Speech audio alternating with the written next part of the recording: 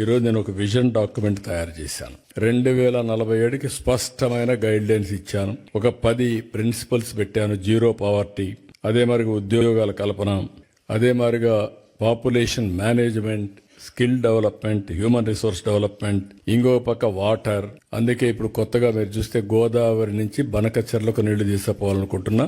అది వస్తే పెద్ద గేమ్ చేంజర్గా అవుతుంది. అది కూడా వర్కౌట్ చేస్తున్నాం. ఇంకో పక్క వ్యవసాయం పైన ఎక్కువ శ్రద్ధ పెడుతున్నాం.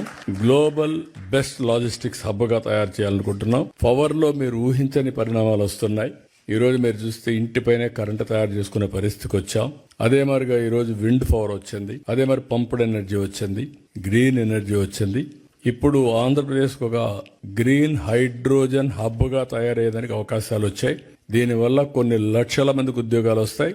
పోర్ట్లు ఉన్నాయి కాబట్టి మన దగ్గర నుంచి మనం ఎక్స్పోర్ట్ చేసే పరిస్థితి కూడా వస్తుంది. దీనికి కూడా శ్రీకారం చుట్టి మనం ముందుకు పోతున్నాం.